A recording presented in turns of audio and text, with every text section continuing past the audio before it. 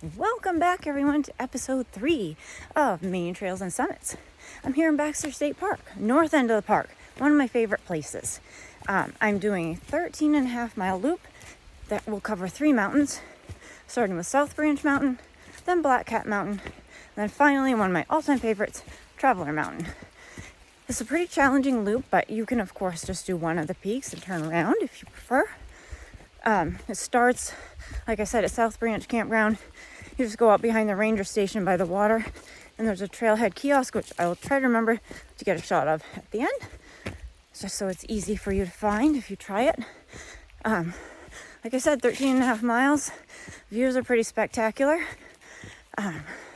Glad you can join me. About 1.5 miles in, going up South Branch Mountain.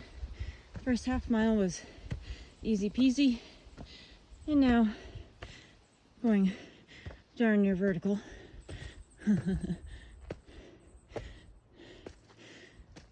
Hasn't been anything too exciting to see so far. A few blueberries.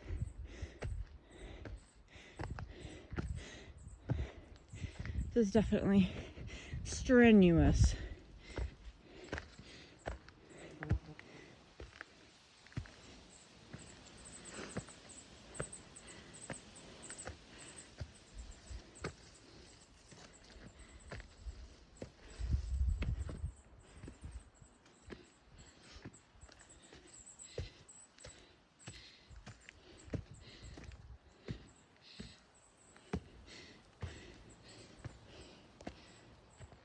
South Branch Mountain North Peak, 2,599 feet. Yeah, I think that's all we get for the view. We're starting down here. Someone told me this morning that there wasn't much of a view on South Branch. Whew.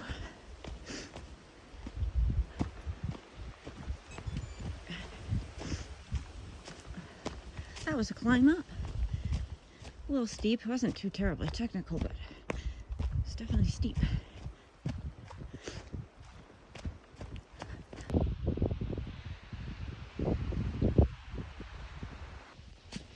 So I've been descending for a while. That had to have been Black Cat Mountain that I was on, where I was following all the little, huge rock piles, rock cairns.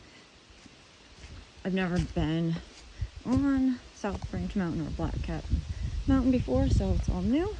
But I've been descending for quite some time, so I'm guessing I'm going to get to a trail intersection before long. It was nice to get off of the summit up there. The rock cairns are big and easy to see, but they were spread out pretty far, so quite a few times I was questioning where to go. It's been a super steep downhill, pretty rocky, but it's a nice break. This wind has kept the bugs off me. I haven't had a single one on me.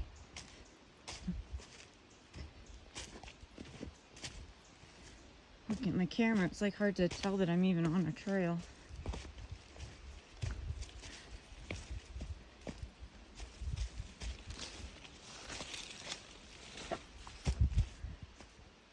And the occasional blue blaze, as we see up ahead. They're not frequent, but it's enough to reassure you that you're not lost. So I passed the junction with the Poking Notch Trail and pointed all sorts of directions for all sorts of different things, except it didn't say traveler. But by my map, I just have a screenshot. It looks like I head back this way, and then it should be on my right from the intersection back there. 2.1 miles. I could go straight back to the campground where I started, but that's not the plan. The plan is going over Traveler, so we'll see. Hopefully I encounter it pretty soon. Trail's in a lot better shape here since I hit that intersection. I was pretty overgrown in places and not the best marked. I mean, you're not going to get lost as long as you pay attention, but not the best.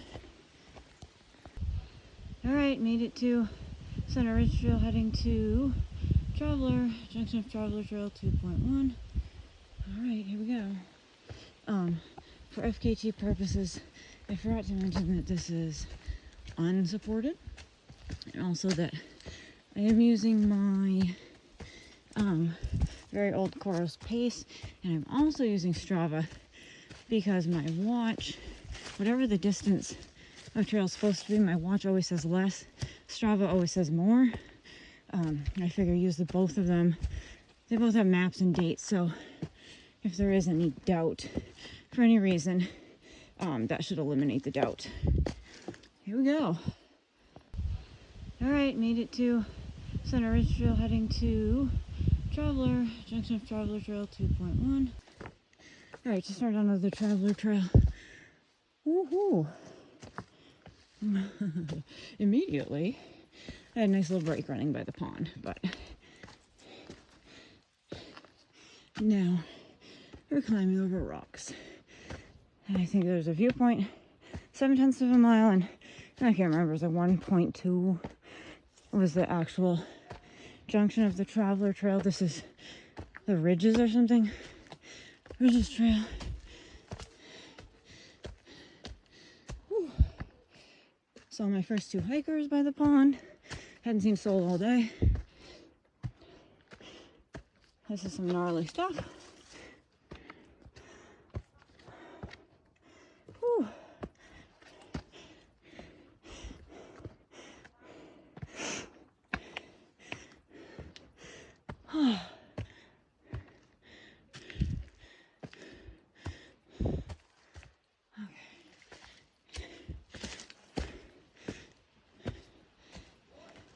Got pretty high above the pond already. See it out there a little bit? Oh, this is nicer. Here we go. South Branch Pond. And I was up on those peaks just a little while ago. Cool, cool. Up we go. That was quite a 3/4 mile climb up. That's where I was this morning. And there's the official top where we're going. It is windy up here. That was steep and challenging. This is definitely ranks as very strenuous and an advanced hike. Last time I was up here was over 10 years ago, so my memory's a little faded. The blueberries are awesome. Really want to eat them, but I also don't have all the time in the world. Here, Brandon is off exploring, and he's going to meet me. I'm already running a little behind pace-wise. When I said I'd meet him, I don't want to get any further behind and have him worried. So up to this next rock and see what the view looks like.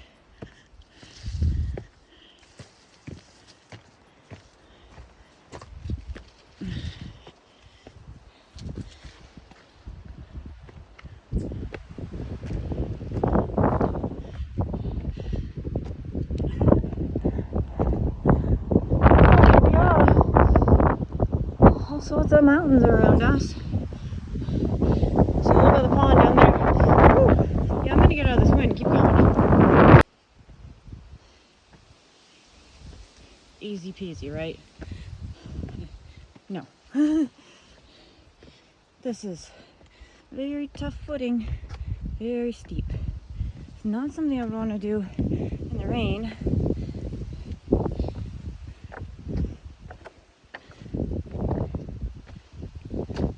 But at least this side, this trail, has a lot of blazes.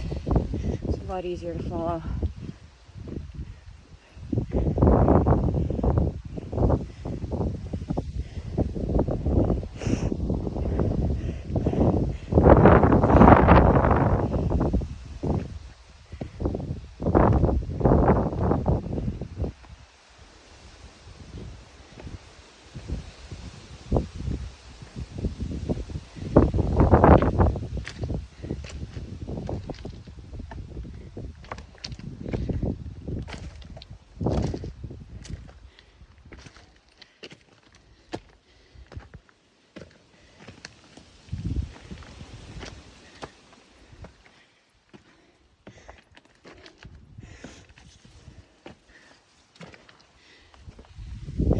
Woo. There's a pond. One end is South Branch, the other. That's pretty neat.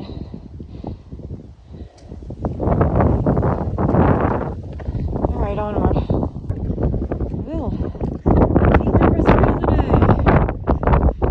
Mountain number 3. Anyway.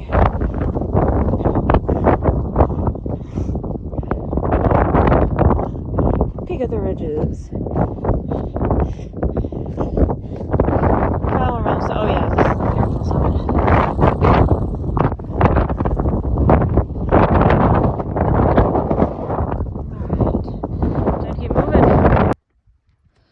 Heading from Peak of the Ridges to the actual summit of Traveler. So far, my first, I don't know, it's 4 point something, covered South Branch Mountain and Black Cat Mountain. If you just want to hit those peaks, say you've done it, go for it. Otherwise, I wouldn't recommend going out of your way for them.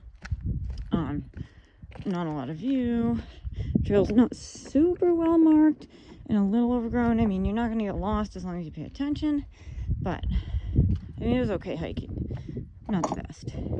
And then we got to the intersection of Pogie Notch, and I took, it was 0.8 of a mile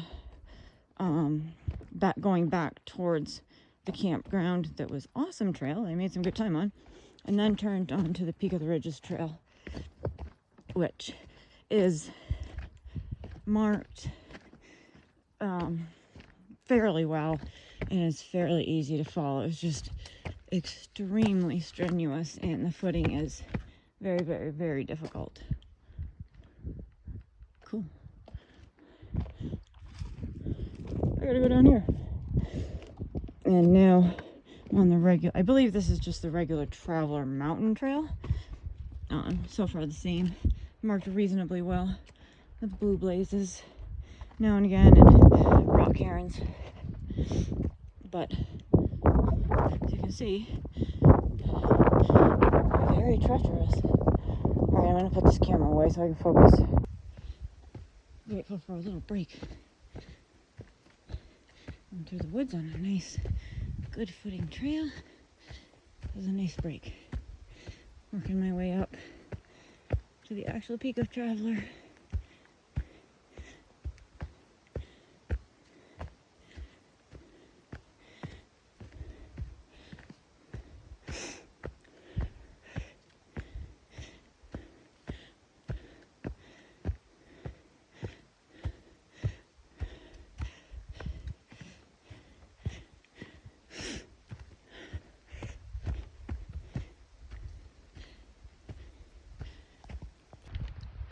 So this is the trail looks like, getting closer to the summit of Traveler.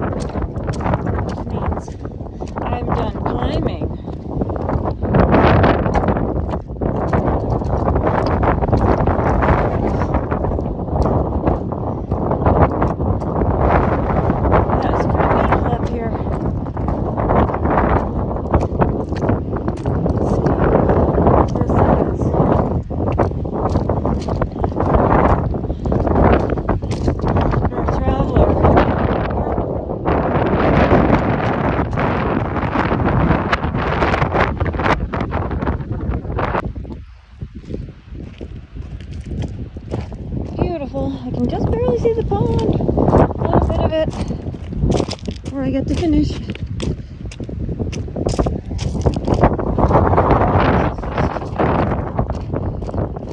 One of the most beautiful hikes. It's my favorite. Coming up here to Traveler. But it is very challenging, very tricky for me. It takes a lot longer than it seems like it should. So just be aware. I recommend it. I do recommend coming doing this alone, but I'm very, very experienced. But this is also a really good place to fall and get hurt. So better to come with somebody.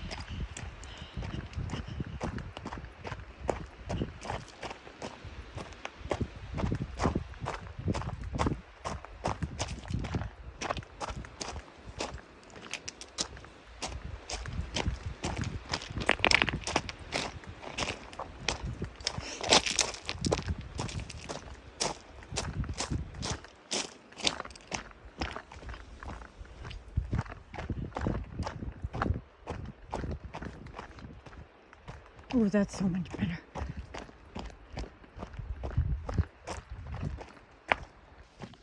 I'm almost back to the pond. Yay. So this will end up having taken me 6.5 hours. And that's with me running parts of it and not really taking any breaks. So for most people, I would say plan 8 to 9 hours, depending on how fast you move. And I highly recommend Traveler if you're in the shape for it and have the right footwear. You definitely need really grippy footwear for this. It's no joke. Thank you so much for watching this beautiful, beautiful hike, and I hope you will subscribe.